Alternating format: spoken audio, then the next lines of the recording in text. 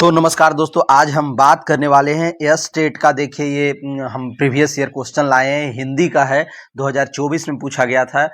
और ये देखिए दोस्तों, हम यहाँ पे ओरिजिनल देख सकते हैं। यहाँ पे आप देख सकते हैं बिहार विद्यालय परीक्षा समिति के यहाँ पे दिया हुआ है लोगो भी, ये देख लीजिए।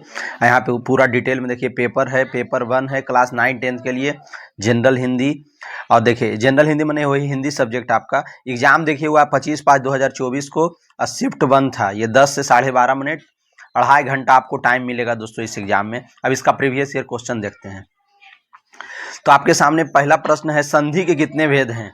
संधि के कितने भेद होते हैं? चलिए दोस्तों यहाँ पे देखिए संधि, संधि देखिए 3 अक्षर से मिलके बना है, इसका मतलब 3 भेद। इसका हम ट्रिक याद कर लीजिए इस सब चीज का। संधि देखिए 3 अक्षर से मिलके बना है ना, स, न और धी। तो देखिए पहला तो ये 3 अक्षर से मिलके बना ना दोस्तों संधि, तो इसको हम लोग क्या कहेंगे? तो इसको हम लोग संधि 3, मतलब ऐसे तो 2.5 अक्षर से मिलके बना है संधि, पर इसमें आप देख रहे हैं ना, स, न और धी आ रहा है, तो इसका हमने संधि 3 भेद होते हैं। एकदम ट्रिक बना लीजिए इसको, ठीक है। अब आगे चलते हैं। स्वर के साथ मिलने से जो विकार उत्पन्न होता है उसे क्या कहते हैं? स्वर के साथ मिलने से जो विकार उत्पन्न होता है उसे स्वर संधि कहते हैं। क्या कहते हैं दोस्तों? देखिए ये ओरिजिनल क्वेश्चन है, समझ गए? देखिए करेक्ट आंसर होगा स्वर संधि, या कैंडिडेट जो आंसर दिया उसका भी स्वर संधि है, तो ये आपके लिए बहुत आसान हो जाएगा। तो स्वर के साथ, ये इसको अब देखिए कैसे याद रखेंगे। कह रहा है स्वर के साथ स्वर मिलने से, कह रहा है स्वर के साथ, माने स्वर इधर है प्लस स्वर इधर भी स्वर अगर मिल गया तो क्या हो जाएगा? तो स्वर संधि हो जाएगा। क्या हो जाएगा दोस्तों? स्वर संधि हो जाएगा। कितना इजी है बताइए, ये सब माइंड में सेट कर लीजिए। प्रीवियस ईयर क्वेश्चन है ये आपके लिए। अगर इसका पीडीएफ चाहते हैं आप हमारे टेलीग्राम चैनल से जुड़ जाइएगा, वहां पे आपको पीडीएफ मिल जाएगा। इसका डिस्क्रिप्शन में लिंक दिया हुआ है, और भी बहुत कुछ पीडीएफ आपको मिलेगा वहां पे। बागजाल शब्द का संधि विच्छेद है, बागजाल। देखिए दोस्तों यहाँ पे अब इसका क्या हम लोग दिमाग रखेंगे। इन 9-10 का क्वेश्चन है, पेपर 1 का। ये पेपर 2 के लिए भी काम आएगा, ये मत समझिए कि पेपर 2 में नहीं आएगा। सब एक दूसरे से क्वेश्चन, पेपर 1 वाला पेपर 2 में, 2 वाला 1 में, यही सब करते रहते हैं सब। प्रीवियस ईयर क्वेश्चन सारा का सारा आप देख लीजिए। बाकजाल, तो बाकजाल हो जाएगा। देखिए ये जो क है ना, ये क ग में बदल जाता है। क किस में बदल जाता है? अपने कैटेगरी के, अपने वर्ग के तीसरे अक्षर में। तो तीसरा अक्षर ग ही है ना, क ख ग। तो समझ गए? ये कौन सी संधि होगा? ये संधि भी पूछ सकता है, ये व्यंजन संधि हो गया। व्यंजन संधि कैसे पहचानेंगे? देखिए ये क में क्या लगा, बाक में पहला वाले में क्या लगा हुआ? क, तो क व्यंजन संधि। इसमें देखिए अब हम आगे चलते हैं। स्वर संधि का उदाहरण कह रहा है, स्वर संधि का उदाहरण कौन सा होगा? तो कह रहा है उपर्युक्त में से सभी। राम अवतार ये भी हो जाएगा, परमानंद भी हो जाएगा, कविंद्र भी हो जाएगा। देखिए सब में यहाँ देखिए परमानंद, बीच में चेक करिए, बीच में तो यहाँ भी देखिए अ लगा हुआ है, राम जोड़ अवतार होगा। तो इसका ओरिजिनल आंसर क्या हो जाएगा दोस्तों? उपर्युक्त में सभी, ठीक है। नयन में कौन सी संधि है? नयन, नयन में देखिए यहाँ एक बात आप याद रखिए, इसको रटना नहीं है, संधि को तो एकदम मैथ की तरह ट्रिक से और कॉन्सेप्ट से सीखना है। देखिए नयन में दोस्तों आप देख रहे होंगे, नयन में आप एक चीज ध्यान दीजिएगा। तो यहाँ पे अ दिख रहा है आपको, न के साथ अ दिख रहा है ना, यहाँ देखिए अ आ रहा है यहाँ पे नयन में, जरूर आपको दिख रहा होगा। नहीं दिखता तो अच्छे से देखिए, आपको दिख जाएगा। देखिए अ दिख रहा है ना दोस्तों, नयन में अ और य दिख रहा है आपको, अ छिपा हुआ है अ, तो अ ई, तो नयन में देखिए अ खुद ही कह रहा, नयन जो शब्द है खुद कह रहा अय है। अय से क्या बना देंगे? अयादि स्वर संधि। और क्या कुछ है जी, इतना इजी तो है, अयादि बना देंगे। अय देखिए यहाँ भी आ रहा है, नयन में अय आ रहा है, तो अय से अयादि बना देंगे, कोई समस्या नहीं होगा। चलिए अब आगे चलते हैं दोस्तों। जिस शब्द का प्रथम पद प्रधान हो उसे क्या कहते हैं? जिस शब्द का प्रथम पद प्रधान हो, कह रहा है प्रथम पद प्रधान हो, बस कह रहा है प्रथम पद, तो प्रथम पद किसका होगा प्रधान? अव्ययी भाग। क्यों अब अव्ययी का होगा? इसका हम ट्रिक बनाए हैं, क्योंकि अव्ययी में देखिए अ में आगे अ लगा हुआ है, तो अ कोई भी चीज का अ क्या होता है? वर्ण, स्वर का पहला जो अक्षर है अ आई से स्टार्ट करते हैं ना, स्वर पढ़ते हैं, स्वर 11 होते हैं, तो अ से स्टार्ट करते हैं, तो अ क्या हुआ? एक तरह से प्रधान हो गया। तो अव्ययी भाव में अ लगा हुआ है, तो अ से प्रधान किसका हो जाएगा? किस समास का प्रथम पद प्रधान होता है? तो अव्ययी भाव। ट्रिक बना लीजिए, हो गया काम, क्योंकि अ लगा हुआ है, अ है सबसे बड़ा, मैंने प्रधान कर देंगे उसको। अब चलिए अब आगे चलते हैं। सुपुरुष में कौन सा समास है? सुपुरुष में दोस्तों, सुपुरुष में कौन सा समास है? तो ये कर्मधारय है। सु सुंदर है जो पुरुष, ठीक है, इसको विग्रह करेंगे तो ये पता चलेगा कर्मधारय, ठीक है दोस्तों। अब आगे, देव जो महान है किस समास का उदाहरण है? बताइए। देव जो कहीं आ गया ना, अगर विग्रह किसी का आप करते हैं या डायरेक्ट भी आपको जो दिख गया वाक्य में, तो जो दिख गया तो डायरेक्ट कर्मधारय हो जाएगा।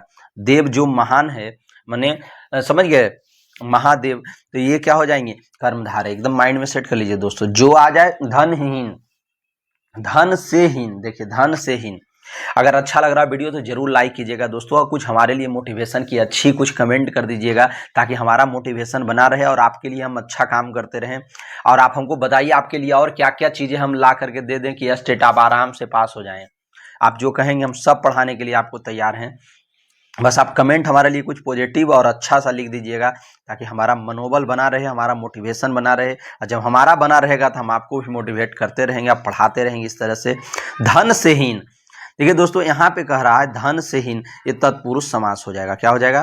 और आपसे पूछ सकता क्वेश्चन को थोड़ा सा डिफिकल्ट बना करके कि कौन सा तत्पुरुष के भी 6 भेद होते हैं, तो तत्पुरुष में भी कौन सा तत्पुरुष है? तो देखिए दोस्तों, इसको आप विग्रह करेंगे तो आएगा धन से हीन, ये से लग गया, ये से क्या हो जाएगा? अपादान हो जाएगा। क्या हो जाएगा दोस्तों? अपादान। याद रखिएगा, एक से लगता है करण में भी, करण में भी से लगता है, करण में भी से लगता है, पर ये जो करण वाला से है यहाँ नहीं, यहाँ अपादान वाला हुआ, करण वाला नहीं होगा।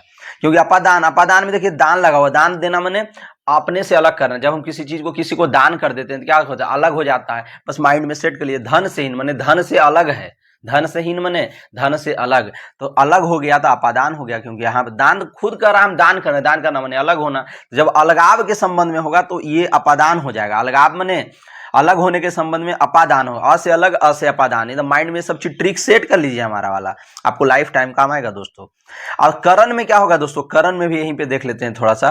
करण में क्या होगा? जुड़ाव के संबंध में होगा। करण जैसे वह बस से विद्यालय जाता है, तो बस से, तो बस को पकड़ करके जा रहा है, बस के साथ जा रहा है, समझ गए। वह तलवार से मारता है, वह डंडा से पीटता है, तो इस समय डंडा पकड़ के, वह कलम से लिखता है, तो यहाँ पे कलम से माने कलम पकड़ के लिख रहा है, तो समझ गए। तो कलम के साथ लिख रहा है, कहने का मतलब जहाँ पे साथ का आएगा वहाँ करण कारक, और जहाँ अलगाव होगा, अ से अलगाव, अ से अपादान, समझ गए, वहाँ पे ये वाला अपादान हो जाएगा। दान भी देखिए खुद कर रहा है, दान माने अलग करना। ठीक, अब हम आपको बहुत अच्छे समझा दिए हैं। पंचपात्र शब्द में समास बताइए। पंचपात्र, पंच मने पांच, पंच मने पांच, जैसे पांच कोई संख्या आ जाए फटाक से आप दिवगु मार दीजिए दोस्तों, एकदम दिवगु, एकदम डरना नहीं है, सब ट्रिक एकदम माइंड में सेट कर लीजिए। संख्या आना कि एकदम तुरंत क्या कर देना, दिवगु। पर कहीं कहीं संख्या में आप फंस सकते हैं, बहुव्रीहि भी, जैसे त्रिनेत्र है, यहाँ बहुव्रीहि भी हो सकता है, क्योंकि त्रिनेत्र भगवान शंकर को कहा जाता है। अच्छा, थोड़ा सा सावधानी भी दे देना है, ठीक है। अब यहाँ पे गद्यांश आ गया, तो गद्यांश पे हम उतना ध्यान नहीं देंगे, आपका पीडीएफ हम दे देंगे, वहाँ पे आप पढ़ लीजिएगा, ठीक है। ऐसे आप स्क्रीनशॉट ले लीजिए इसका, अगर पढ़ने की इच्छा हो तो। इसका उत्तर देख लीजिए सबका, देखिए ये उत्तर होगा। अब आराम से फिर पढ़ते रहिएगा, इसको देख लीजिए, स्क्रीनशॉट ले लीजिए अगर आपकी इच्छा हो तो।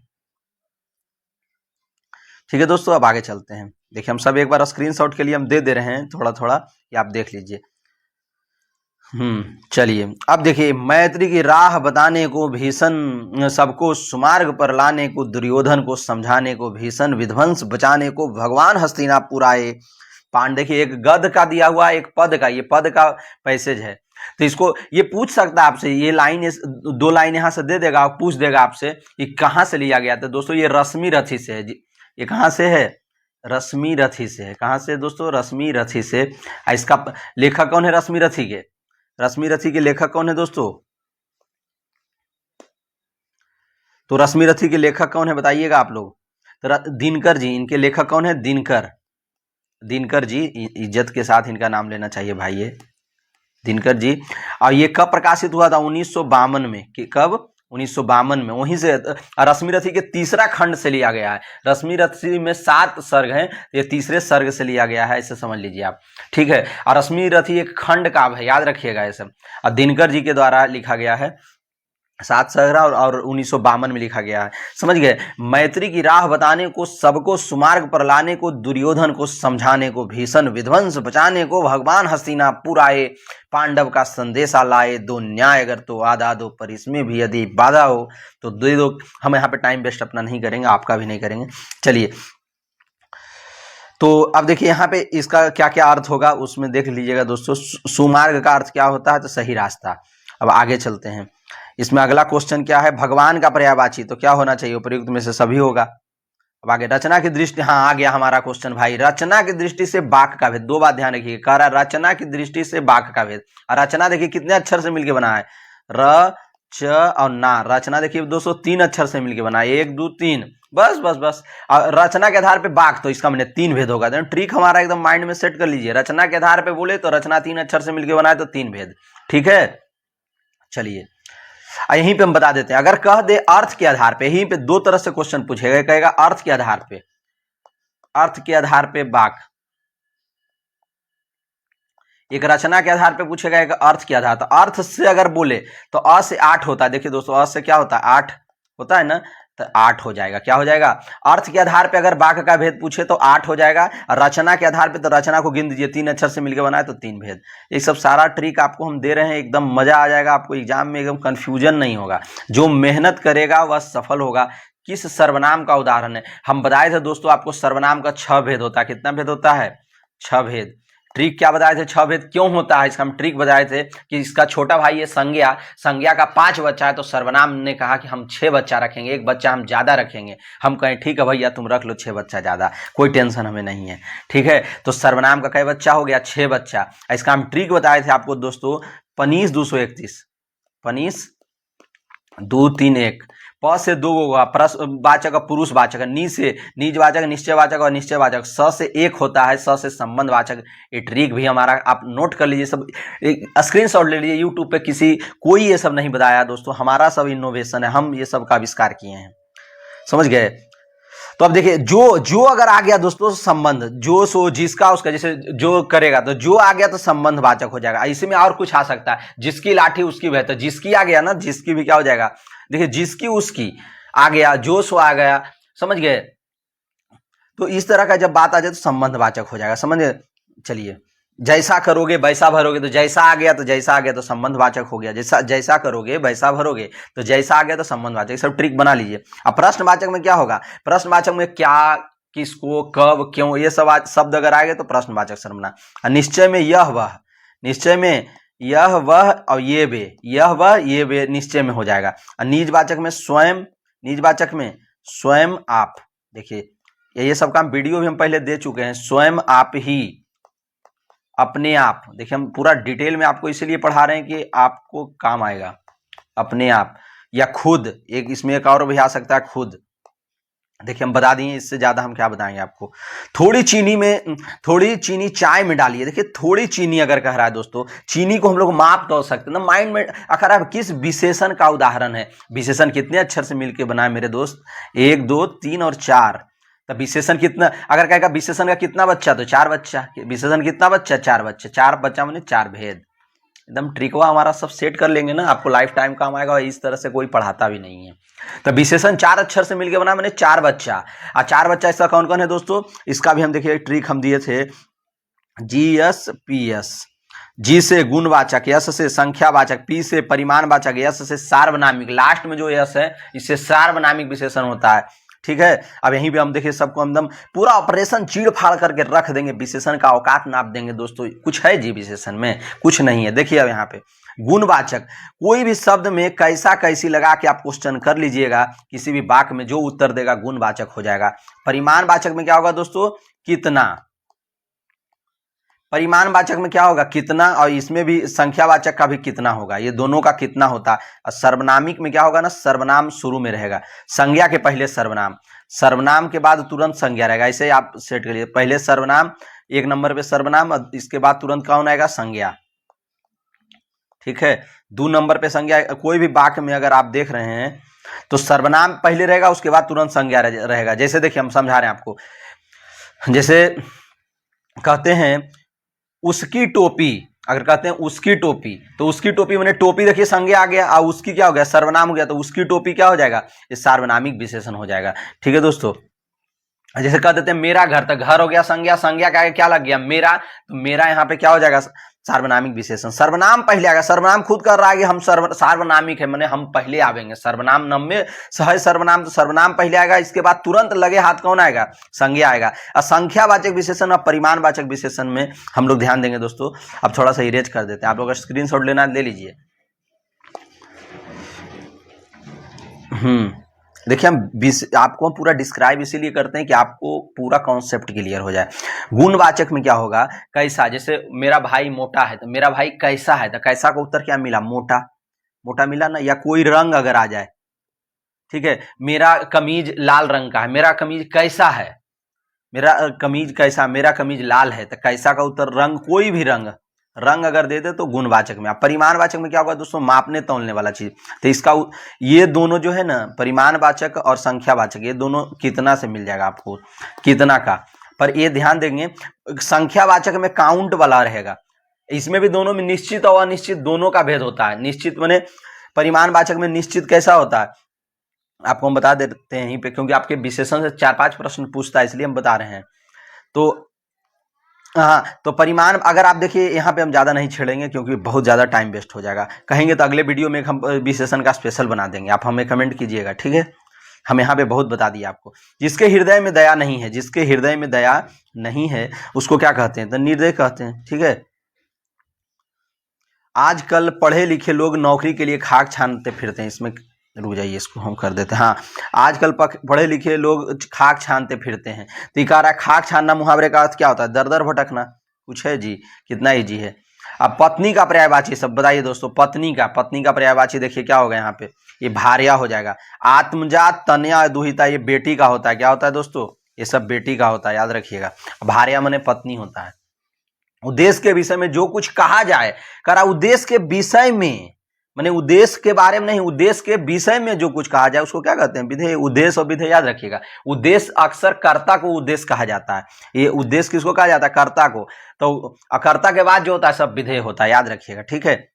अब यही कहेगा उद्देश्य के बारे में, उद्देश्य के बारे में कहा जाए तो क्या हो जाए, उद्देश्य के बारे में अगर कुछ कहा जा रहा है तो उद्देश्य हो जाएगा। चलिए अब आगे चलते हैं। कौन सा क्रम सही है, तो इसमें तो इतना दिमाग क्या दौड़ाना है। ऑप्शन ए हो जाएगा, सुंदर, सुंदरतर, सुंदरतम। पुरातन का विलोम क्या होगा दोस्तों, पुरातन। तो पुरातन का क्या हो जाएगा, नवीन। क्या हो जाएगा, नवीन। इसमें क्या दिमाग दौड़ाना है, सब इजी इजी प्रश्न पूछा है, कुछ है जी। कर्पूर शब्द, कपूर, इसका क्या होता है, कपूर। कपूर क्या है, तद्भव है। तद्भव ने जो हिंदी का शब्द है, तद्भव मने हिंदी, और तत्सम मने संस्कृत।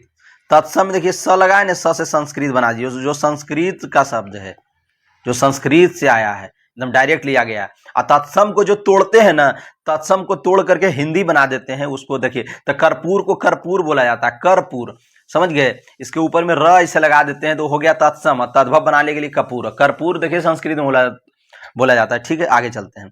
रोटी कमाना मुहावरे का सही अर्थ क्या होगा, रोटी कमाना। तो भाई रोटी कमाना क्या होगा, जीविकोपार्जन करना। ये तो सब लोग गांव ग्राम में भी इस तरह से बोलते हैं, ठीक है। तो ऑप्शन 2 हो जाएगा। इसमें क्या है, मुंह छिपाना मुहावरे का अर्थ क्या होगा, तो लज्जित होना। मुंह छिपाना माने लज्जित होना, ठीक है। पगड़ी रखना, पगड़ी रखना माने इज्जत रखना, ठीक है। इज्जत रखना या इज्जत बचाना एक ही बात है। अब आगे चलते हैं। गड़े मुर्दे उखाड़ना, देखिए गांव में ढंग के लोग रहते हैं, गड़े मुर्दे उखाड़ना, खखोर खखोर के बात बोलेंगे, ठीक है। दबी हुई बात से को फिर से उभारना, ठीक है। जो आग लग आदमी होता है, जो जिसको आग लगाना रहता है, दूगों के बीच में लड़ाना होता है, वही यही सब काम करता है, गड़े मुर्दे उखाड़ना। चेहरे पर हवाइयां उड़ना मुहावरे का, देखिए कितना मुहावरा लोगों को कितना पूछ रहा है आपका एग्जाम में, इसलिए ये सब दिमाग में आप रखिएगा। दोनों विकल्प सही है दोस्तों। तो क्या कौन कौन हो जाएगा, डरना घबराना माने ऑप्शन 3 दोनों सही हो जाएगा।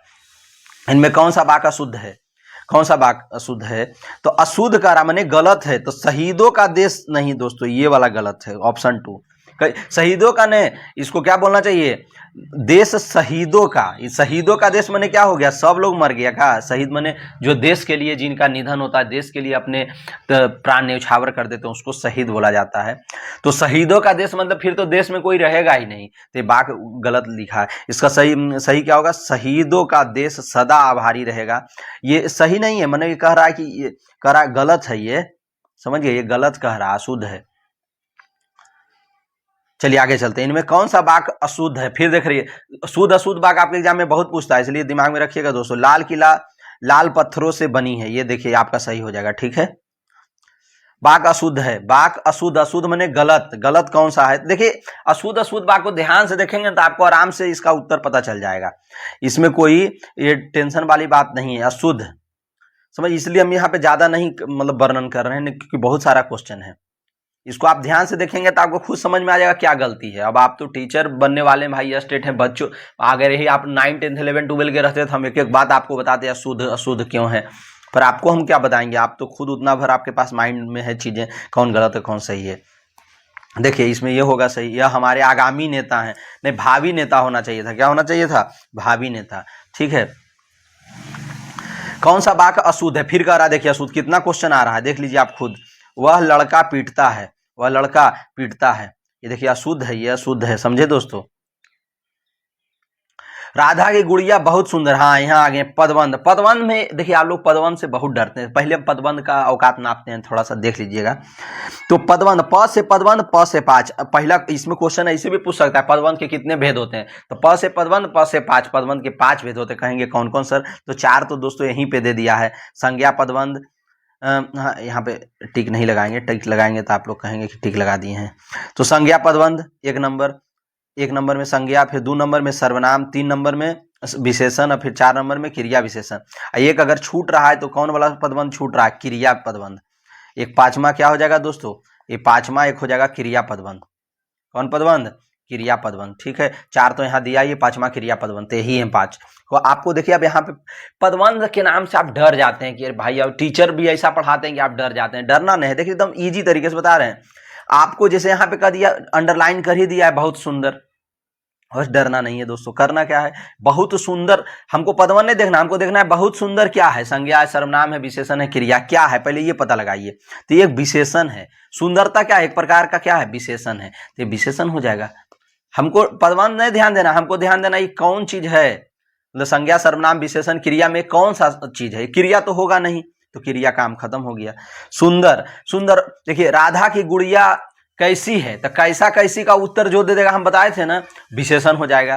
तो कैसा, राधा की गुड़िया कैसी है, तो सुंदर है, तो सुंदर कैसा मिल गया, तो विशेषण हो गया। ठीक है, अब आगे सर, तो आप कहेंगे सर क्रिया विशेषण भी तो हो सकता है, क्रिया विशेषण नहीं हो, क्रिया विशेषण का काम क्या है दोस्तों, क्रिया की विशेषता बतलाना। तो यहाँ पे क्रिया सुंदर है, सुंदर क्रिया है नहीं ना है, क्रिया से काम का बोध है, सुंदर से कोई काम का बोध हो रहा है, इसीलिए क्रिया विशेषण नहीं होगा दोस्तों, विशेषण ही होगा। सर्वनाम तो है ही नहीं है, सर्वनाम टोटल 11 होते हैं, उसमें कोई है ही नहीं, अंडरलाइन वाले में बहुत सुंदर में कोई सर्वनाम है ही नहीं है, और संज्ञा भी नहीं है, तो इसका मतलब एकमात्र होगा विशेषण। ठीक है, याद रखिएगा, ये सब तरीका है, आपको हम बहुत ईजी तरीके से बता रहे हैं।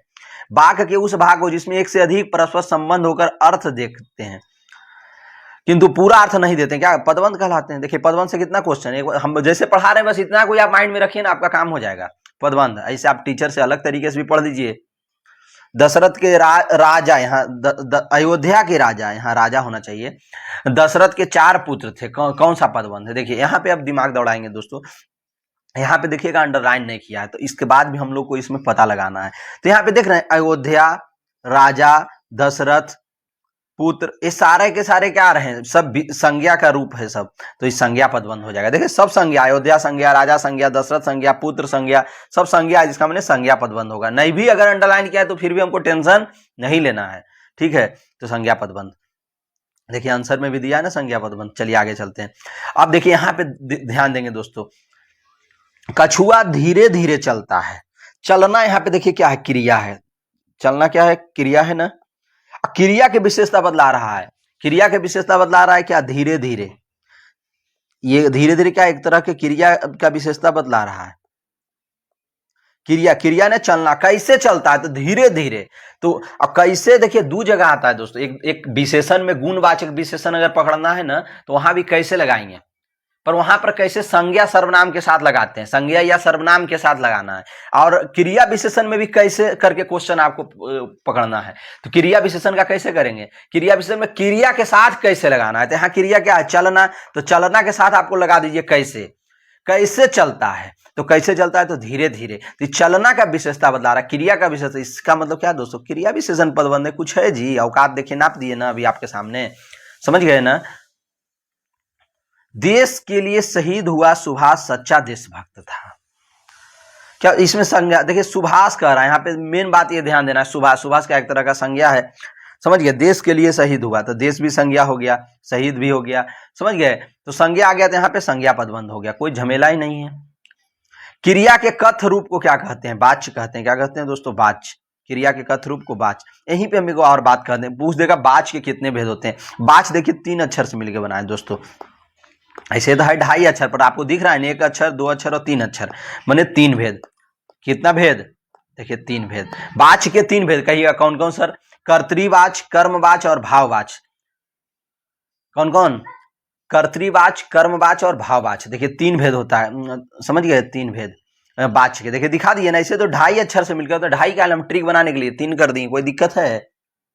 पुलिस द्वारा चोर पकड़ा गया, पुलिस द्वारा चोर पकड़ा गया, द्वारा अगर लग गया दोस्तों, द्वारा, तो समझिएगा ये कर्मवाच है। कौन बात? एकदम ट्रिक हमारा माइंड में ले लीजिए, ये क्या हो जाएगा? कर्मवाच। हम आंख मुन मान के एकदम मार दिए खड़ाक से, एकदम कर्मवाच। देखिए आ गया ना आंसर। भाववाच का उदाहरण, भाववाच में 2 बात आप याद रखिएगा। देखिए भाववाच में 2 बात आपको याद रखना है। एक तो असमर्थता का बोध होगा, असमर्थ, असमर्थ या निगेटिव उसको कह लीजिए, असमर्थ या निगेटिव सेंस में। और दूसरा क्या हो जाएगा? और देखिए दूसरा क्या हो जाएगा ना, कर्म नहीं होगा, कर्म नहीं होगा, कर्म नहीं होगा। याद रखिएगा इस 2 बात को आप, तो कर्म नहीं होगा। अब यहीं पे आते हैं, लड़का खाता है, तो लड़का खाता है, यहाँ पे कोई असमर्थता का बोध नहीं हो रहा, तो ये नहीं होगा, भाववाच नहीं। सीता नाच, ये सब कर्तृवाच है दोनों। जो साधारण वाक्य आपको दिखे ना, वो समझिए कि कर्तृवाच है। थोड़ी देर सो लिया जाए, अब देखिए यहाँ पे ध्यान दीजिएगा, तीसरा में थोड़ी देर सो लिया जाए, खा लिया जाए, पी लिया जाए, दौड़ा जाए, इस तरह का जब बात बोले ना, तो ये क्या हो जाएगा? भाववाच। मैं पत्र लिखता हूं, तो ये तो कर्तृवाच हो सकता है, ये भाव कर्मवाच हो सकता है। तो थोड़ी देर सो लिया जाए, तो सो लिया जाए क्या हो जाएगा? भाववाच हो जाएगा। क्या हो जाएगा दोस्तों? थोड़ी देर सो लिया जाए, भाववाच हो जाएगा। ठीक है। वाच का शाब्दिक अर्थ क्या है? वाच का शाब्दिक अर्थ क्या होता है? तो बोलने का विषय, याद रखिएगा। ठीक है, अब आगे चलते हैं। किस बात से असमर्थ? अभी बताए थे, असमर्थता और निषेधार्थ का बोध हो। निषेध मने निगेटिव, निषेध मने निगेटिव। क्या हो जाएगा दोस्तों? निगेटिव। या असमर्थता, असमर्थता बताए थे ना अभी भाववाच में, जैसे मुझसे चला नहीं जाता, मुझसे दौड़ा नहीं जाता, मुझसे खाया नहीं जाता, इस तरह का जब बात आ जाए ना, तो भाववाच। ठीक है। कौन सा वाक्य शुद्ध है? कौन सा वाक्य शुद्ध है? देखिए शुद्ध वाला वाक्य कह रहा है, मैं तुम्हें अच्छी अच्छी, देखिए शुद्ध अशुद्ध वाक्य से लगभग 10 प्रश्न है, इसको आप पूरा प्रैक्टिस अच्छे से करिएगा, कहिएगा तो इस पर मेरे को वीडियो बना देंगे, आपको हम पूरा एक एक बात बता देंगे अगर आपको नहीं पता चलता है तो। पर हमारे लिए कुछ अच्छा सा कमेंट और लाइक कर दीजिएगा वीडियो, अगर हमको लग रहा है कि हाँ आपके लिए यूजफुल है ये वीडियो तब। ठीक है। फिर देखिए कौन सा वाक्य शुद्ध है? तो पिता का उत्तरदायित्व पुत्र पर होता है। कौन सा वाक्य शुद्ध है? तो ये सुनते सुनते कान भर गए, ये वाला शुद्ध हो जाएगा दोस्तों। अब आगे चलते, तुमसे बोला नहीं जाता, अभी बताए थे ना, नहीं नहीं जाता, निगेटिव जैसे ही आ गया ये भाववाच। कौन वाच? भाववाच, याद रखिएगा, भाववाच। क्या कर देंगे? भाववाच। देखिए आ गया ना उत्तर। रचना के आधार पर, देखिए रिपीट कर दिया, एक ही क्वेश्चन 2 बार आ गया दोस्तों। तो रचना के आधार पर अभी बताए थे, रचना 3 अक्षर से मिलकर बनाए, तो 3 भेद हो जाएगा। कौन कौन? सरल वाक्य, संयुक्त वाक्य और मिश्र वाक्य। कौन कौन? तो सरल, संयुक्त और मिश्र, ये 3 होते हैं। शब्द का अर्थ बोध कराने वाली शक्ति, शब्द का अर्थ बोध कराने वाली शक्ति को सब शक्ति के भी 3 भेद हैं, अभिधा, लक्षणा, व्यंजना। याद रखिएगा सब शक्ति के 3 भेद। कौन कौन? अभिधा, लक्षणा, व्यंजना। चलिए दोस्तों आगे चलते हैं। शब्द से प्रसिद्ध अर्थ प्राप्त करने वाली शक्ति को क्या कहते हैं? शब्द से प्रसिद्ध अर्थ प्राप्त करने वाली शक्ति को क्या कहते हैं? तो प्रसिद्ध अर्थ जो होता है ना, वो अभिधा होता है। क्या होता है? याद रखिएगा, क्वेश्चन भी आई है आपके लिए, पूछ सकता है क्वेश्चन ये इस बार, अभिधा। शब्द व्यंजक है, अगर व्यंजक व्यंजक है तो व्यंजना हो जाएगा। व्यंजक खुद कह रहा है, व्यंजक व्यंजक मैंने व्यंजना, एकदम माइंड में सब कुछ है जी। मुख्यार्थ और लक्ष्यार्थ की अपेक्षा अधिक सूक्ष्मता और रमणीयता किस अर्थ में होता है? कह रहा है मुख्य अर्थ और लक्ष्य अर्थ यही दे दिया। कह रहा है इसके बाद, तो 3 गो तो है ही है शब्द शक्ति, अभिधा, लक्षणा, व्यंजना। अभिधा कोई मुख्य अर्थ कहा जाता, लक्षणा ही गया, तब एक व्यंजना बच रहा है, तो व्यंजना मने व्यंग, व्यंजना मने व्यंग। तो 2 तो यहाँ दे ही दिया, ये 2 दे दिया, पहला और दूसरा, तो तीसरा लास्ट बज रहा है, तो तीसरा हो गया व्यंग। समझ गए? कुछ नहीं है, टेंशन नहीं लेना है आपको इस सब में। व्यंजना शक्ति से संबंध में कौन सा कथन सही नहीं है, माने गलत कौन सा है? यहाँ ध्यान दीजिएगा, सही नहीं है कह रहा, तो ये तीसरा कह देगा। समझ गए? पढ़ दीजिएगा ये सब। समान वर्णों की आवृत्ति वाले अलंकार को क्या कहते हैं? कह रहा है समान वर्णों की आवृत्ति, आवृत्ति माने बार बार, रिपीट, आवृत्ति माने बार बार जो आ रहा है। ठीक है। अगर आज समान वर्ण, एक ही जैसा वर्ण, समान वर्ण। जैसे कहता है चारू चंद्र की चंचल किरणें, चारू चंद्र चंचल किरणें, देखिए च वर्ण क्या हो रहा है, एक जैसा समान वर्ण माने च है, च बार बार रिपीट हो रहा है, इसी को क्या कहते थे, ये कौन सा अलंकार, अनुप्रास अलंकार। कुछ है देखिए आप खुद, साड़ी बिच नारी है कि नारी बिच साड़ी है, ये सब देखिए ये क्या है, संदेह वाला बात आ जाएगा, क्या आ जाएगा, देखिए साड़ी बिच नारी है कि नारी बिच साड़ी, ये सब कंफ्यूज कर देता है, जो कंफ्यूजन जैसा लगेगा तो संदेह हो जाएगा, क्या हो जाएगा दोस्तों, संदेह अलंकार। देख लो साकेत नगरी है ही, स्वर्ग से मिलने गगन जा रही, स्वर्ग से मिलने जाएगा कभी जी, अतिशोक्ति जा रहा है तो बड़ाई कर रहा है जरूरत से ज्यादा, तो अतिशोक्ति अलंकार हो जाएगा। कह रहा देख लो साकेत नगरी है यही, साकेत माने वही अयोध्या को कहा जाता है, साकेत नगरी है यही, स्वर्ग से मिलने गगन में जा रही। अब बताइए स्वर्ग से मिलने गगन जाएगी, नगरी कोई नगर जाएगा स्वर्ग से मिलने, तो क्या हो रहा है, बात बढ़ा चढ़ा करके कह रहा है तो अतिशयोक्ति हो जाएगा, समझ गया, अतिशयोक्ति मैंने बड़ाई करना बढ़ा चढ़ा करके। फूल हंसे कलियां मुस्काई, देखिए फूल हंसना मुस्कुराने का काम कौन करता है, आप ही खुद समझिए, तो मनुष्य करता है, मानव, तो मानवीकरण अलंकार हो जाएगा, मानव से क्या बना देंगे, मानवीकरण अलंकार। ठीक है दोस्तों, कौन सा अलंकार, देखिए हंसने मुस्कुराने का काम हो रहा है तो क्या हो जाएगा, मानवीकरण। देखिए आंसर भी दिया है ना आपका, मानवीकरण। चलिए आगे, तरनी तनुजा तट तमाल तरुवर वही छाए, देखिए त वर्ण की आवृत्ति हो रही, देखिए बार बार त आ रहा है ना, एक ही जैसे समान वर्ण मने त समान एक वर्ण है, यही बार बार आ रहा है, तो अनुप्रास अलंकार हो जाएगा। ठीक है दोस्तों, अब आगे चलते हैं। केशव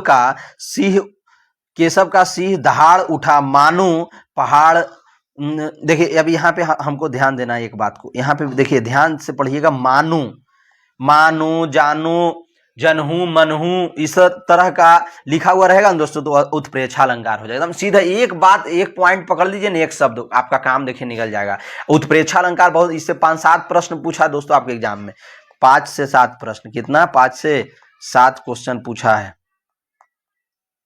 ठीक है, अब आगे देखिए, फिर आएगा, देखिए कौन सा अलंकार है, चंदन विष व्यापत नहीं लिपटे रहत भुजंग, तो ये क्या है, अतद गुण अलंकार है, अतद गुण, ये चंदन के पेड़ के पास ऐसा गुण है उसका कि उसमें क्या होता है, देखिए अतद गुण हो जाएगा, क्या हो जाएगा, अतद गुण अलंकार, ये गुण होता है चंदन के पेड़ में, इसीलिए इसको अतद गुण अलंकार कहते हैं, कि उसमें भुजंग, भुजंग माने सांप, सांप लिपटा भी रहता है, उसका विष जो है, उसका जहर उस चंदन में नहीं जाता, ये गुण है, तो गुण है, तद गुण अलंकार, कितना ईजी है। वर्णों की आवृत्ति को क्या कहते हैं, वर्णों की आवृत्ति बार बार जब होता है तो किसमें होता है, अनुप्रास अलंकार में। तो कुछ है बताइए, अभी बताए थे, तरनी तनुजा तट तमाल, त देखिए त वर्ण जो है बार बार आ रहा है, तरनी तनुजा त देखिए आ रहा है ना। अब आगे, अंधेरों पर अली मंडराते केसों पर मुग्ध पपीहा, ये भ्रांति मान अलंकार है, भ्रांति जिससे भ्रांति जैसा हो आपको, समझ गए, भ्रम हो, भ्रम जब होने लगे तो ये भ्रांति मान। अधरों पर, अधर मन अधेरों पर अली मुडराते केसों पर मुग्ध पपीहा।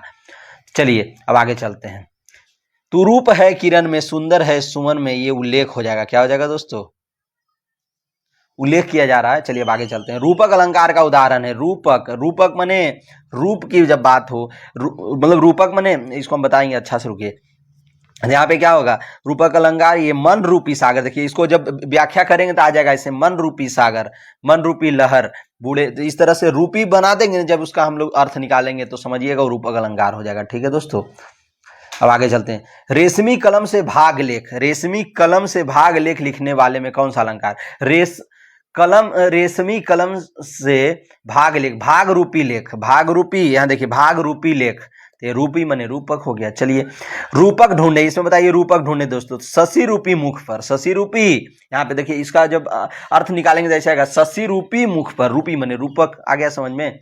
चलिए आगे चलते हैं, कंजकली, देखिए कंजकली, कलिका, लतान, सिर सारी में क्या है, 2 विकल्प सही हैं। देखिए क का, देखिए क का यहाँ पे 2 रिपीट हो रहा है ना बार बार, देखिए यहाँ पे ध्यान दीजिएगा, क यहाँ आया फिर क आया, तो क का रिपीट हो रहा है, तो इससे क्या बना देंगे, ये अनुप्रास भी हो जाएगा, रूपक भी हो जाएगा, तो दोनों हो जाएगा, समझे दोस्तों, तो ये ऑप्शन 3 सही हो जाएगा, 2 विकल्प सही है, कंजकली, कलिका, लतान, सिर सारी है, ये रूपी भी, यहाँ रूपक भी हो जाएगा। दुख है जीवन तरु के, जीवन रूप में अलंकार ढूंढने, तो यहाँ पे कोई अलंकार यहाँ नहीं होगा, जीवन रूपी तरु है, यहाँ पे होना चाहिए क्या, रूपक अलंकार, तो रूपक तो दिया ही नहीं है, तो यहाँ पे इनमें से कोई नहीं। ठीक है, सखी सुहत गोपाल के उर गुंजन की माल, बाहर लसत मनु पिए, ये देखिए मनु आ गया ना, क्या कहते हैं, जनु मनु, जो समझ में आ गया, तो जनु मनु जानहो मानहो आ जाए, देखिए यहाँ मनु आ गया, तो मनु आ गया दोस्तों, तो ये उत्प्रेक्षा अलंकार हो जाएगा। ठीक है, देखिए मनु आ गया ना, यहाँ पे मनु देखिए है ना, तो मनु से क्या बन गया उत्प्रेक्षा अलंकार। हाँ यहाँ पे अब देखिए दोस्तों, खंजरीर नहीं लखी परत कुछ दिन साची बात, बाल द्रगन समहीन को करन मानो मनो ताप जात। देखो मनो आ गया तो मनो से क्या बना देंगे दोस्तों, ये उत्प्रेक्षा अलंकार। क्या हो जाएगा, उत्प्रेक्षा अलंकार। देखिए कितना इजी है। अब देखिए अब आगे चलते हैं। देखिए यहाँ तो शुरू में ही मानव कर दिया, शुरू में ही क्या कर दिया, मानव कर दिया, तो हमको तो और टेंशन खत्म। शुरू में देखिए मानव हो गया ना दोस्तों, तो मानव से क्या बन गया, उत्प्रेक्षा अलंकार। ठीक है, शुरू में मानव आ गया तो उत्प्रेक्षा अलंकार हो गया, कोई झमेला ही नहीं। देखिए मानव आ गया ना तो उत्प्रेक्षा अलंकार, कोई झमेला है बताइए। बताए थे ना उत्प्रेक्षा से कितना सारा देख रहे हैं क्वेश्चन पूछा, इसे उत्प्रेक्षा को अच्छे से पढ़ लीजिएगा। मानव, फिर देखिए मानव आ गया तो उत्प्रेक्षा होगा। कितना इजी प्रश्न 2024 में पूछा, आपके एग्जाम में भी पूछेगा इजी, घबराना नहीं है। वीडियो को लाइक जरूर कीजिएगा। मानो कठिन, देखिए फिर दोस्तों देखिए मानो आ गया तो मानो से उत्प्रेक्षा हो गया। देखिए कहे थे ना जो ट्रिक आएगा एकदम धाए धाए एकदम मारना है। तंत्री नाद कबूत रस सरस राग रति रंग अन्न बूढ़े बूढ़े तिरे बूढ़े जे सब अंग। तो देखिए इसमें विरोधाभास हो जाएगा। क्या हो जाएगा दोस्तों, विरोधाभास अलंकार। कौन सा हो जाएगा, कह रहा है तंत्री नाद कवित रस सरस राग अन्न बूढ़े बूढ़े तिरे जे बूढ़े, कह रहा है बूढ़ेगा, बूढ़ने से ही क्या हो जाएगा, इस तरह का अर्थ निकाल रहा है। तो ये विरोधाभासी, विरोधाभास वाला भाव दे रहा है। पत्थर कुछ और मुलायम हो गया, यहाँ पे देखिएगा दोस्तों, पत्थर कुछ और मुलायम हो गया, तो पत्थर मुलायम होगा, आप ही समझिए, पत्थर कठोर चीज है। विरोधाभास वाला बात कर रहा है तो विरोध हो जाएगा इसमें, विरोधाभास। चलिए आगे, सब अर्थ अपने दिमाग से निकाल लेना है थोड़ा थोड़ा कि कैसे क्या होगा। सब में सन्नाटे कुछ बोले, सन्नाटा में कुछ बोला जाता है। देखिए उल्टा बात कर रहा है, सन्नाटा तो मैंने शांत था, उसमें कर रहा है कुछ बोले हैं, तो सन्नाटा में बोला नहीं जाएगा, तो विरोध वाला बात हो रहा है। तुरंत तू आप विरोध कर दिए, सन्नाटा में फिर कैसे बोलेगा जी, आप विरोध करेंगे तो विरोधाभास हो जाएगा, विरोध का आभास हो रहा है यहाँ पे। देखिए जाने क्या रिश्ता है, जाने क्या नाता है, जितना भी उड़ेलता हूं भर भर आता। उड़ेलना मैंने निकालना, जितने निकाल रहे हैं उतने आ रहा है। तो बताइए, तो ये विरोध वाला बात हो रहा है कि नहीं हो रहा है। उल्टा जहां पे आपको दिख जाए, उड़ेलना मैंने निकालना, एकदम से फिर भर भर आ रहा है, भर भर करके आ रहा है, समझ गए। तो ये क्या होगा, विरोध वाला बात हो गया। आप कहिएगा यार जितना यहाँ से निकाल रहे हैं उतने यहाँ पहुंच जा रहा है, तो विरोध निकाल लेगा तो फिर कैसे आ जाएगा, कैसे हो सकता है, इससे आप क्वेश्चन करेंगे ना, तो ये विरोध वाला बात हो जाएगा, तो विरोधाभास। बिकसते मुरझाने को फूल, करा देखिए बिकसते मुरझाने को फूल, दीप जलता होने को, मतलब दीप जब जलिए रहा है तो मंद होने के लिए कहा जलेगा। तो देखिए जलना और मंद होना यहाँ पे दे दिया ना, बिकसना और मुरझाना एक जैसा देखिए दे दिया ना, एक दूसरे से, आप ध्यान दीजिएगा। तो ये क्या उल्टा कर दिया, तो उल्टा जैसे होगा तो विरोधाभास हो जाएगा। जिन वर्णों के उच्चारण में अल्प समय लगे, अरे भाई अल्प मने कम, अल्प मने कम समय लगे, कम, अल्प मने कम, तो कम हर्ष में ही तो लगता है। हर्ष 4 होते हैं, हर्ष कितने होते हैं, 4, और दीर्घ कितना होता है, 7, दोनों मिला करके 11 स्वर वर्ण होते हैं। तो हर्ष 4 होता है, दीर्घ 7 होता है, याद रखिएगा, सब क्वेश्चन पूछ सकता है, इसलिए हम बता दिए। छंदों को पढ़ते समय विराम स्थल को क्या कहा जाता है, विराम स्थल, विराम स्थल को यति बोला जाता है। क्या कहा जाता है दोस्तों, यति। अनुस्वार युक्त वर्ण को क्या कहते हैं, अनुसार युक्त, अनुसार माने समझते हैं, जैसे देखिए अंगूर, नहीं ऐसे, जैसे यहाँ पे एक शब्द है, ऐसे समझिएगा, कंचन, एक शब्द लिखा हुआ है कंचन, ठीक है दोस्तों। तो कंचन में देखिए क के ऊपर ये बिंदु लगा हुआ है, ये बिंदु, इसी को अनुस्वार बोलते हैं। क्या कहते हैं इसको, अनुस्वार, याद रखिएगा इस बात को, ठीक है। तो ये अनुस्वार जब किसी शब्द में लगा रहता है, अनुस्वार युक्त वर्ण को उसको क्या कहते हैं, तो गुरु बोलते हैं। क्या कहते हैं, गुरु, याद रखिएगा। गुरु में 2 वर्ण होते हैं, लघु में 1 वर्ण होते हैं, तो यहाँ पे गुरु हो जाएगा। क्या हो जाएगा दोस्तों, गुरु, ठीक है, हम समझा दिए बहुत अच्छे से। संयुक्त स्वर और उनसे मिले व्यंजनों में कौन सा वर्ण होता है, संयुक्त स्वर और उनसे मिले व्यंजन, तो संयुक्त स्वर से मिले व्यंजन को क्या कहते हैं, गुरु बोलते हैं। गुरु मने 2 वर्ण, गुरु मने 2 वर्ण, ठीक है। चलिए नगन में कितने लघु और गुरु होते हैं, नगन में, तो नगन में 3 होते हैं, नगन में 3 लघु, कितने लघु और गुरु वर्ण होते हैं, तो 3, इस तरह से हम लोग याद रखेंगे। सवैया के प्रत्येक चरण में कितने वर्ण होते हैं, तो 22 से 26। पर इसको हम ट्रिक कैसे याद करेंगे दोस्तों, सवैया एक बार्णिक छंद है, कुछ छंद ऐसे होते हैं जो बार्णिक होते हैं, कुछ होते हैं मात्रिक, याद रखिएगा। तो बार्निक जो छंद होता है उसमें वर्ण होते हैं, मात्रिक वाले छंद में मात्रा होती है, ठीक है। तो सवैया को 22 से 26 याद कैसे करेंगे, सवै खरीदने जा रहे हैं, सवै जब खरीदने जा रहे हैं तो इसका दो रेट है, कहीं पे 22 बोल रहा है, कहीं पे 26 बोल रहा है, दो दुकान में अलग अलग रेट है। 22 से 26 माने 22 से 26 माने 22, 23, 24, 25, 26, तो हम लोग बस दिमाग में रखेंगे 22 से 26, 22 से 26 वर्ण होते हैं, मतलब 22 रुपया में सवै मिल रहा है, लास्टली क्या कम से कम 22 में, ज्यादा ज्यादा 26 में। तो इस तरह से सवै का रेट हम लोग माइंड में रख लेंगे, 22 से 26 याद रहेगा, इतना ही तो ध्यान देना है। और भी कुछ बार्निक छंद है जो हम आपको बताना चाहते हैं, जैसे कवित, सवैया। सवैया में कौन लिखते थे आपको मालूम है, रसखान। रसखान देखिए सवैया में लिखते थे। कवित, सवैया, मंदाक्रांता, बसंत तिलका, घनाक्षरी, शालिनी, वंशस्थ, द्रुत विलंबित, मालिनी, उपेंद्र बजरा, इंद्र बजरा, ये सब क्या है, ये सब बार्निक छंद है, ठीक है दोस्तों। अब आगे चलते हैं। किस बार्निक छंद के प्रत्येक चरण में 17 वर्ण होते हैं, ये देखिए कारण है, बार्निक छंद में 17 वर्ण होते हैं। 17 मंदाक्रांता में होता है, कितना होता है, मंदाक्रांता में 17। और कवित में मालूम है, कवित में कितना होता है दोस्तों, कवित में 31 होता है, कवित में 31 वर्ण होता है। ये देखिए उपेंद्र बजरा, इंद्र बजरा, देखिए दोनों भाई है, एक जैसा लग रहा है ना, बजरा बजरा एक जैसा, तो इंद्र बजरा उपेंद्र बजरा देखिए लगा हुआ है, तो इसमें कितना वर्ण होगा, 11 वर्ण होता है। कितना होता है, 11। एकदम ट्रिक बना लीजिए, सब है क्या, बार्निक छंद है, ठीक है, हम आपको अच्छे से बता दिए हैं, यही सब याद कर लीजिए ना, आपके एग्जाम में इससे बाहर कुछ होगा ही नहीं। किसी बार्निक छंद के प्रत्येक चरण में जगन, गगन, जगन, इस तरह से रगन में कुल 12 वर्ण होते हैं। जैसे ही 12 कहे तो वंशस्थ हो जाए, ब से 12, ब से वंशस्थ, क्या हो जाएगा दोस्तों, 12 वर्ण इस तरह से आना चाहिए, जिस तरह से भी बताए हैं, ठीक है। और 12 जानते हैं और कहाँ पे होता है, एक द्रुत विलंबित में भी 12 होता है। द्रुत विलंबित, विलंबित में देखिए ब लगा हुआ है, द्रुत विलंबित, ब से वंशस्थ माने 12, विलंबित वाले में भी 12 होगा, द्रुत विलंबित में। और बसंत तिलका में कितना होता है मालूम है, आप बताइए जल्दी। बसंत तिलका में 14 होता है, बसंत तिलका में 14। और मालिनी में क्या होता है, 15। देखिए मालिन के पास गए फूल लेने के लिए, फूल की माला ले ली तो 15 रुपया हम दिया था, इसलिए याद रखें मालिन क्या होगा, 15 वर्ण। अब मंदाक्रांता क्या हो जाएगा दोस्तों, अभी बताए थे, मंदाक्रांता में कितना हो जाएगा, 17 वर्ण, ठीक है। चलिए अब आगे चलते हैं। कौन सा बार्निक छंद है, कौन सा बार्निक छंद है, देखिए अब तो बार्निक छंद कौन हो जाएगा, ये वंशस्थ हो जाएगा, क्या हो जाएगा, वंशस्थ। 10 से 12 बताए थे ना, इसमें कितने वर्ण होते हैं, 12, 10 से 12, एक जगह और 12 होता है, एक द्रुत विलंबित में। और सवैया में बताए थे ना 22 से 26, 22 से 26 तक। और उपेंद्र बजरा, इंद्र बजरा, ये दोनों भाई है, ये दोनों में कितना हो जाएगा, 11 हो जाएगा। कितना हो जाएगा दोस्तों, 11, याद रखिएगा। अब कह रहा है घनाक्षरी छंद है, घनाक्षरी छंद कौन सा है, बताइए आप ही लोग, बताइए जल्दी से। तो ये बार्निक, घनाक्षरी क्या एक बार्निक छंद है। घनाक्षरी में होते कितने हैं, 31 वर्ण होते हैं। ये घनाक्षरी में कितना वर्ण होता है, 31 वर्ण होता है, ठीक है, याद रखिएगा। ओज गुण का प्रयोग किस रस में होता है, ओज गुण का प्रयोग किस रस में होता है दोस्तों, तो ये वीर रस में होता है। ये ओज वाला तो एकदम इतना इजी है, वीर रस में होता है ओज गुण।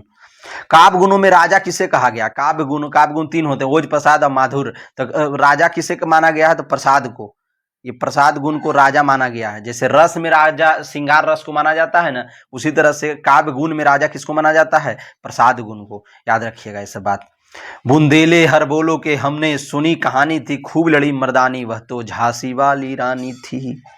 ये काव्य गुण से संबंधित है, किससे है, तो ये ओज है। वीरता की बात होगा ना तो ओज आ जाएगा, क्या हो जाएगा, काव्य गुण। ये वीरता की जब ये पूछ सकता है कि लाइन किसने लिखा है, सुभद्रा कुमारी चौहान ने लिखी है लाइन। किसने लिखा है, सुभद्रा कुमारी चौहान ने, याद रखिएगा इस बात को, इस लाइन को, ठीक है। अब आगे चलते हैं। भू पर मध्य विकल वितुंड गिरे, लड़ते लड़ते अरि झुंड गिरे। लड़ना उड़ना जो बात आएगा किस में आएगा, ओज में आएगा। वीरता की बात जब हो तो ओज में, तो ये तो ओज हो जाएगा, ठीक है दोस्तों। चलिए अब आगे चलते हैं। पंडित राज जगन्नाथ ने अपना रचना रस गंगाधर में कितने काव्य गुणों को स्वीकारा है, तो कह रहा कितने काव्य गुण रस गंगाधर में, इनकी रचना याद रखिएगा, इनकी रचना है ये रस गंगाधर, इसमें 3 काव्य गुण माने, कितने, तो 3, याद रखिएगा दोस्तों। सर्वप्रथम रस का उल्लेख किस ग्रंथ में मिलता है, रस का उल्लेख किस में मिलता है, तो भरत मुनि के नाट्य शास्त्र में। रस का उल्लेख सर्वप्रथम किस में मिलता है, भरत मुनि के नाट्य शास्त्र में, याद रखिएगा। और उन्होंने, भरत मुनि ने 8 रस माना, ये भी याद रखिएगा दोस्तों, भरत मुनि ने 8 रस माना है। और अभिनव एक है, अभिनव 9 रस माने हैं। कौन रस है इसमें, कह रहा है कौन सा रस है, ये क्वेश्चन ही गलत कर दिया है, समझे, ये क्वेश्चन गलत तरीके से पूछा गया है, ये तो सब सही हो जाएगा। देखिए सब रस होता है, उत्तर क्या दे रहा है, इनमें से कोई नहीं, क्वेश्चन ही गलत है। इसमें देना चाहिए था इनमें सभी, यहाँ पे क्या देना चाहिए था, इनमें सभी, ठीक है, पर यहाँ दे दिया इनमें से कोई नहीं, गलती हुआ है इन लोगों से, चलिए कोई बात नहीं। वियोग श्रृंगार का दूसरा नाम क्या है? वियोग श्रृंगार का, वियोग को ब से वियोग, ब से विप्रलंभ, याद रखिएगा। ये विप्रलंभ जानते हैं कहाँ आपको देखने? भ्रमर गीत जब आप पढ़ेंगे तो वहां पे विप्रलंभ श्रृंगार दिया गया, वियोग श्रृंगार का वर्णन है। गोपियां विप्रलंभ श्रृंगार का प्रयोग करती है वहां पे उद्धव के साथ, समझिए, क्योंकि वो कृष्ण से बिछड़ी हुई है। तो विप्रलंभ श्रृंगार आपको वियोग श्रृंगार को ही कहा जाए। ब से वियोग, ब से विप्रलंभ, इस तरह से ट्रिक बना के याद करिए। वीरों का कैसा हो बसंत, ये भी कौन लिखा है? सुभद्रा कुमारी चौहान ने। अब वीरों का कैसा हो बसंत में किस रस की प्रधानता है? तो वीर का जब बात आ जाएगा तो कौन सा रस? वीर रस, तो हम लोग याद कर लेंगे, ठीक है दोस्तों, वीर रस। आइए, किसने लिखा है? सुभद्रा कुमारी चौहान ने। भयानक रस का स्थायी भाव क्या है? भयानक का भय हो जाएगा, क्या हो जाएगा दोस्तों? भयानक का भय।